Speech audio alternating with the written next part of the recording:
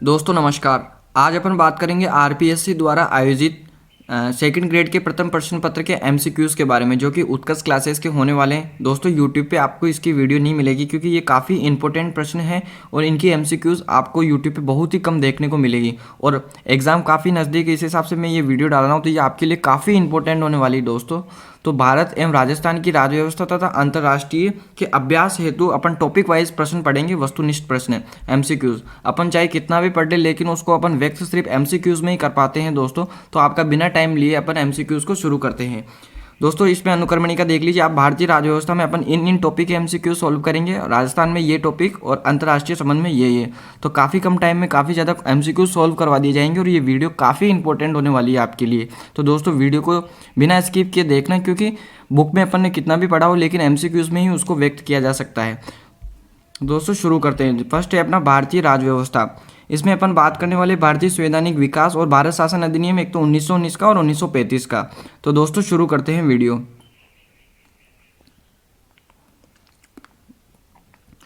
दोस्तों प्रथम प्रश्न हो जाएगा, भारतीय प्रांतों में द्वैध शासन व्यवस्था लागू की गई थी। इसमें राइट आंसर हो जाएगा आपका भारतीय शासन अधिनियम 1919 के द्वारा। तो राइट आंसर हो जाएगा आपका सी। दोस्तों आगे अपन बात करते हैं, भारत सरकार अधिनियम 1919 द्वारा लागू किए गए द्वैध शासन के बारे में कौन सा कथन सही नहीं है। ये केंद्र तथा प्रांतीय स्तर पर दोहरी शासन व्यवस्था थी। बी हो गया इसका प्रांतीय स्तर पर आरक्षित तथा स्थानांतरित विषयों में विभाजित किए गए थे। सी है राज्यपाल विधान परिषद के निर्धारित सदस्यों में से मंत्री नियुक्त करता था। डी है राज्यपाल के पास बहुमत निर्णय का प्रत्यादेश करने की शक्ति थी। तो दोस्तों इसमें आपका राइट आंसर हो जाएगा ए। इसके बारे में कौन सा कथन सही नहीं है, 1919 के अधिनियम के द्वारा द्वैध शासन के बारे में कौन सा कथन सही नहीं है। तो दोस्तों ये केंद्र तथा प्रांतीय स्तर पर दोहरी शासन व्यवस्था थी, ये कथन सही नहीं है।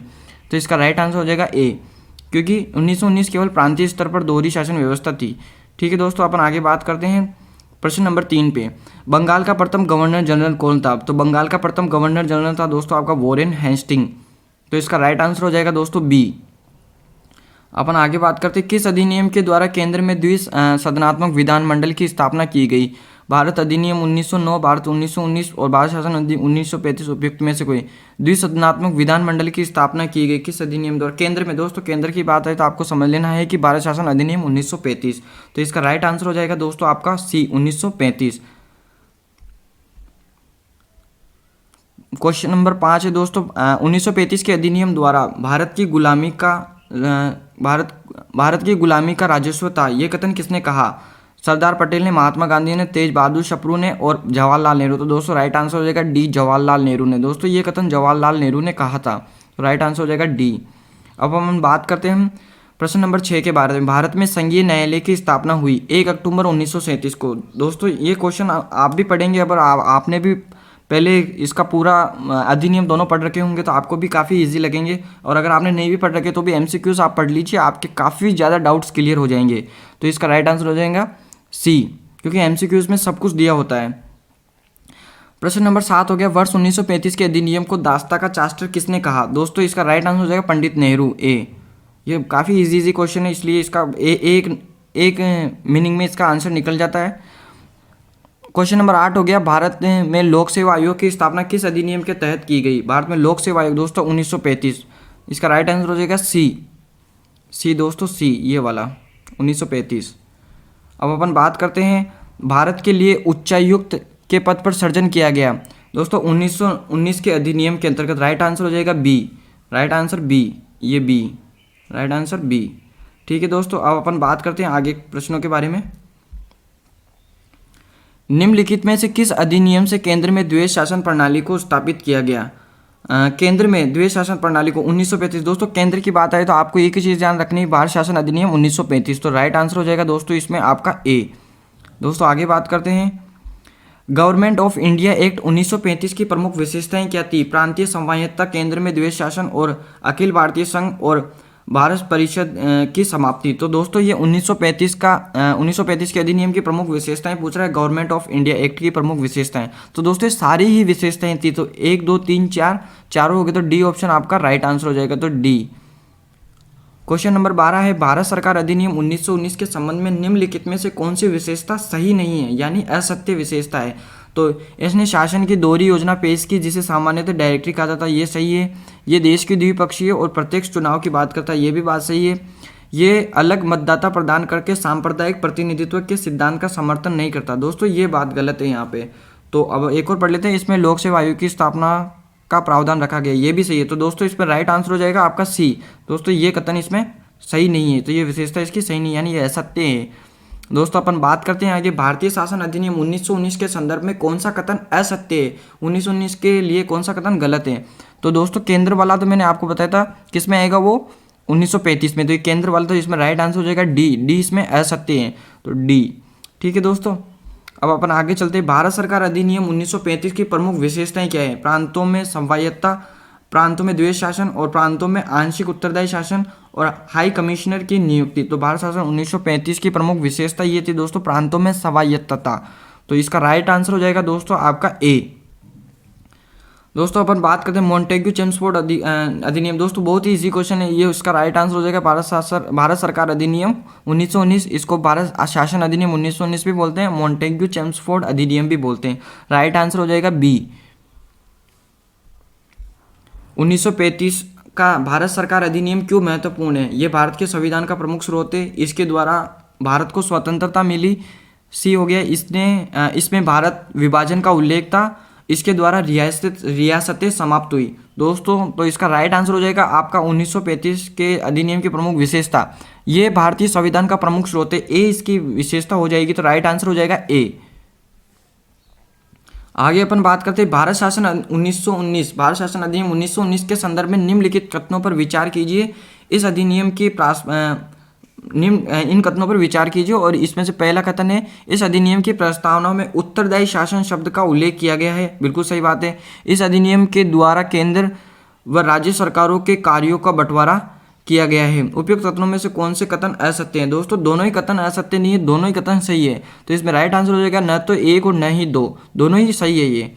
ठीक है दोस्तों, आगे अपन बात करते हैं अब 18वें नंबर के प्रश्न नंबर 18। तो द्वितीय श्रेणी शिक्षक के लिए काफ़ी इंपॉर्टेंट प्रश्न है दोस्तों, सेकंड ग्रेड के लिए, प्रथम प्रश्न पत्र के लिए, तो जरूर पढ़ के जाइए दोस्तों। ये एमसीक्यू उत्कर्ष के द्वारा डाली गई है और काफ़ी इंपॉर्टेंट है, इसका रिवीजन करना अपने लिए बहुत ही महत्वपूर्ण हो जाता है दोस्तों। अगर आपने उत्कर्ष के नोट्स पढ़ रखे हैं तो एक बार इसको पढ़ लीजिए, आपका सिलेक्शन पक्का। निम्नलिखित में से किस अधिनियम के द्वारा महिलाओं को मत देने का अधिकार प्रदान हो। दोस्तों बहुत ही इजी क्वेश्चन है, 1919। इसका राइट आंसर हो जाएगा 1919। दोस्तों है भारत शासन अधिनियम 1935 के संबंध में निम्नलिखित कथनों पर विचार कीजिए। इस अधिनियम के द्वारा केंद्र और राज्य के बीच शक्तियों का बंटवारा किया गया तथा केंद्र में द्वैध शासन व्यवस्था को समाप्त कर राज्यों में द्वैध शासन व्यवस्था आरंभ की गई।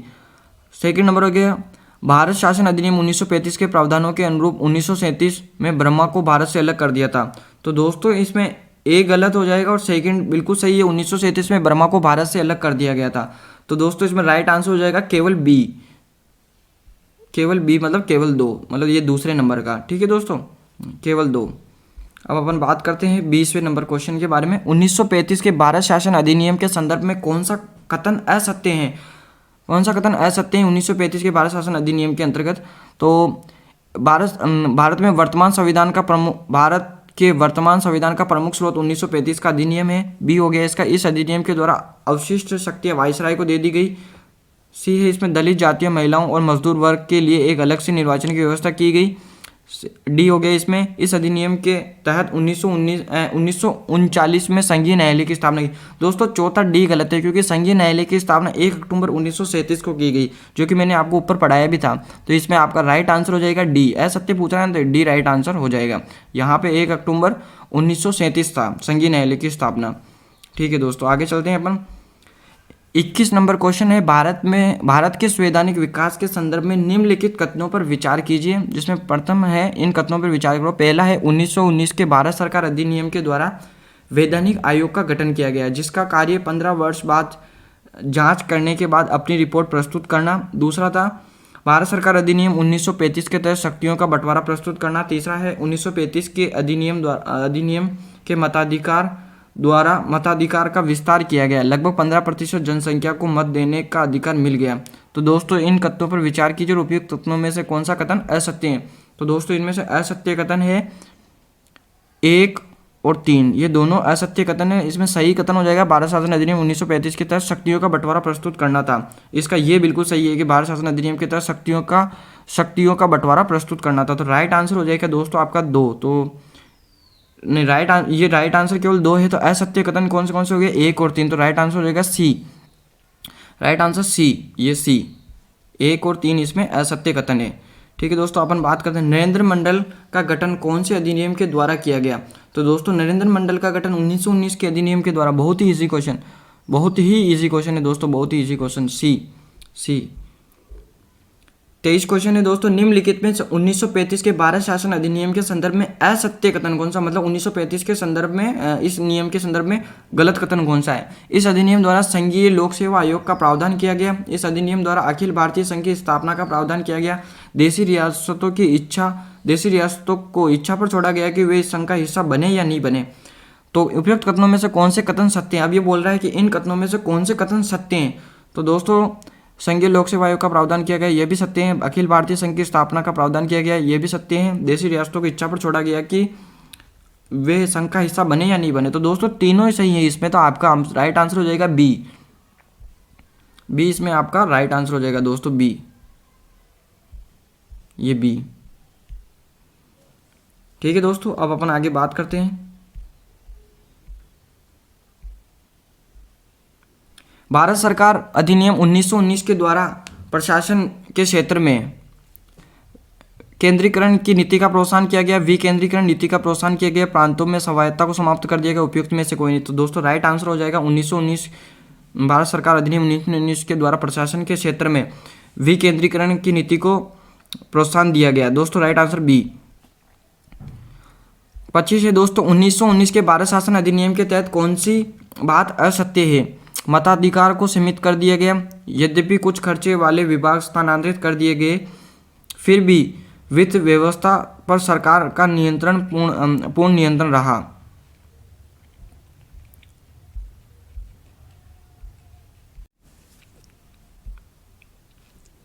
दोस्तों प्रश्न नंबर 25 है अपना, 1919 के भारत शासन अधिनियम के तहत कौन सी बात असत्य है? इसमें आपका राइट आंसर हो जाएगा दोस्तों, पहले अपन इसको पढ़ लेते हैं। ए, मताधिकार को सीमित कर दिया। बी, यद्यपि कुछ खर्चे वाले विभाग स्थानांतरित कर दिए थे, फिर भी वित्त व्यवस्था पर सरकार का पूर्ण नियंत्रण रहा। विधानसभा का वायसराय पर कोई नियंत्रण नहीं था। विधानसभा सरकार से कोई जानकारी नहीं मांग रही थी। तो दोस्तों इसमें था मताधिकार को सीमित कर दिया गया। इसमें 25 का आपका राइट आंसर हो जाएगा दोस्तों। अरे खड्डे चल गए दोस्तों, अड़ाऊं।